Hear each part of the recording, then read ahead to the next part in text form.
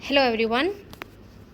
So today we will start a new topic, that is inflorescence. Fine. Firstly we will discuss some facts related to inflorescence. What is this? Why we need to study it, and what is the features of it. Okay, let's start. हमारा first होता है a flower is modified shoot. You should know that what is flower.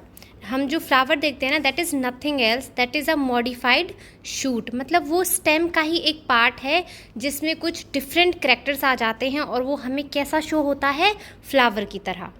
Okay, next है हमारा modified shoot. को आप यहाँ पर underline कर लें. क्यों? क्योंकि जो फ्लावर है ना, वो दिखने में तो बिल्कुल डिफरेंट होता है शूट से, बट वो किसका पार्ट होता है? शूट का ही पार्ट होता है. नेक्स्ट है हमारा द शूट एपिकल मेरिस्टम्स. आप ऑलरेडी पढ़ चुके हैं दैट कि एपिकल मेरिस्टम, लेटरल मेरिस्टम, ये सब अलग अलग मेरिस्टम होते हैं जहाँ से हमारे प्लांट के डिफरेंट पार्ट्स अराइज होते हैं. ठीक है, तो जो शूट एपिकल मेरिस्टम है वही किस में कन्वर्ट हो जाता है आगे चल के? फ्लावर मेरिस्टम में.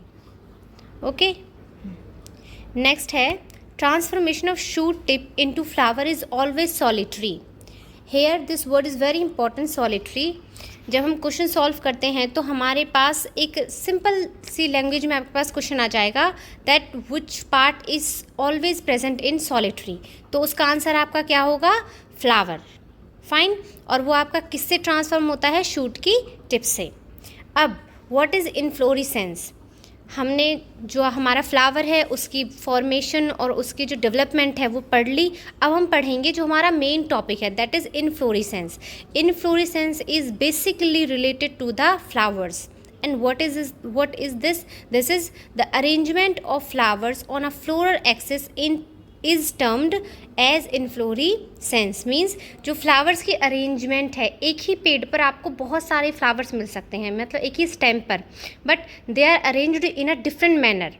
Sometimes we see that they are in a straight line, sometimes they are in a roll type, means in a round shape. So that arrangement is called inflorescence. Okay, now there are different types of inflorescence, means there is a different type of arrangement of flowers on plant in a different types. Okay, first type है आपका racemose and second है cymose.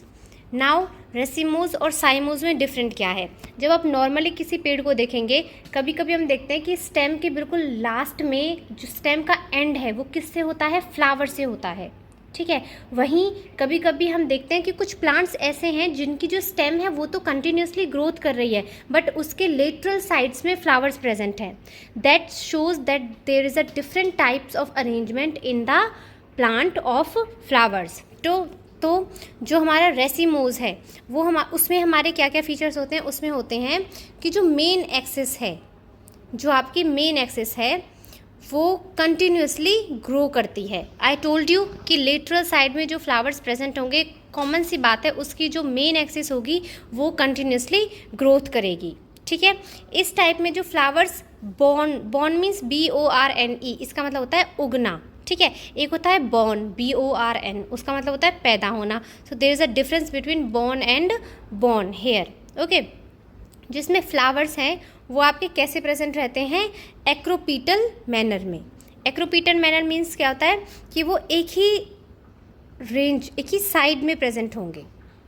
ठीक है, इस type की अगर arrangement आपकी होगी तो आप उसे क्या बोलेंगे? एक्रोपीटल मैनर. वहीं एक दूसरा टाइप क्या है आपका? साइमोज. साइमोज में जो आपकी टर्मिनल एक्सिस होती है वो क्या हो जाती है? वो ख़त्म हो जाती है और वहाँ पर फ्लावर की फॉर्मेशन शुरू हो जाती है. तो जो यहाँ पे द मेन एक्सिस टर्मिनेट्स, ये है यहाँ आपका क्या लिखा हुआ है? That is terminates. ओके, ये थोड़ा मिसप्रिंट हो गया है. यहाँ पर जो फ्लावर्स हैं वो कैसे बॉर्न करते हैं, मीन्स कैसे उगते हैं? वो होते हैं बेसिपिटल मैनर में. ठीक है, और साइमोज की एक खास बात ये रहती है कि it limits the growth of the plant. Simple, अगर आपके प्लांट की टिप पर जो स्टेम है उसकी ग्रोथ हो रही है और वहाँ उसकी टिप पर फ्लावर आ गया है तो उसकी ग्रोथ कॉमनली ही क्या हो जाएगी?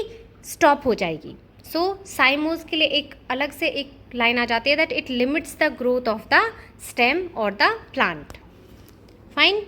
I hope this topic is clear to you, and this is all about the inflorescence. Thank you so much. If you like my video, so please like it, subscribe my channel, and if you think that is informative, share it with your friends. Thank you so much.